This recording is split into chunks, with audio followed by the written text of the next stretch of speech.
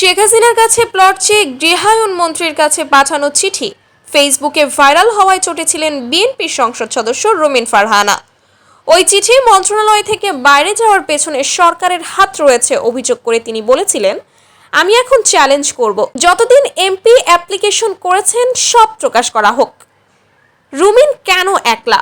রুমিন ফারহানার স্বাক্ষরে সংসদ সদস্যের প্যাডে গৃহায়ণ এবং গণপূর্ত মন্ত্রীর বরাবর ওই চিঠি পাঠানো হয়। সেখানে বলা হয়, ঢাকা শহরে তার নামে কোনো ফ্ল্যাট বা জমি নেই। ওকালতি ছাড়া তার অন্য আর কোনো ব্যবসা বা পেশা নেই। এজন্য ঢাকার পূর্বাচল আবাসিক এলাকায় তার 10 কাঠার একটি প্লট প্রয়োজন।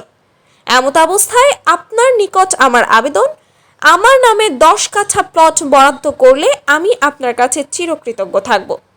একাদশ জাতীয় সংসদে অবৈধ বলে আসা রুমিন ফারহানা সংরক্ষিত আসনের এমপি হিসেবে নিজেই সংসদে যোগ দেওয়ার পর বিষয়টি আলোচনার জন্ম দিয়েছিল।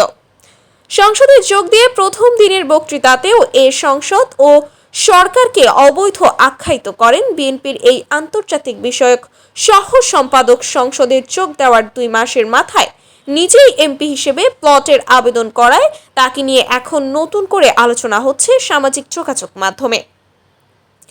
কিন্তু কিভাবে এই আবেদন বাইরে গেল আর কেনই বা তা নিয়ে এত আলোচনা শুরু হলো, এসব নিয়ে দারুণ ক্ষুব্ধ ডেমোক্রেটিক লীগের নেতা প্রয়াত ভাষা সংগ্রামী অলি আহাদের মেয়ে রুমিন।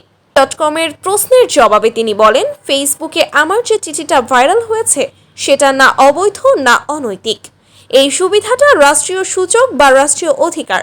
তিনি বলেন, একজন সংসদ সদস্য রাষ্ট্রের কাছে জমির জন্য আবেদন করতে পারেন, তিনি বিনা শুল্কে গাড়ি আমদানি করতে পারেন, তিনি বেতন ভাতা পান এবং 5 বছরের জন্য একটি অ্যাপার্টমেন্ট পান। এই 4টি হচ্ছে রাষ্ট্রীয় সুযোগ। যিনি সংসদ সদস্য হবেন তিনি এই রাষ্ট্রীয় সুযোগ পাবেন। সেজন্য আমি একটি আবেদনপত্র দিয়েছি। শুধু আমি একা নই, 300 থেকে 350 এমপি অ্যাপ্লিকেশন দিয়েছেন। আমার প্রশ্ন হলো, আমার চিঠিটা মন্ত্রণালয় থেকে বেরোলো কি করে, যেখানে আমার ব্যক্তিগত টেলিফোন নাম্বার দেওয়া আছে?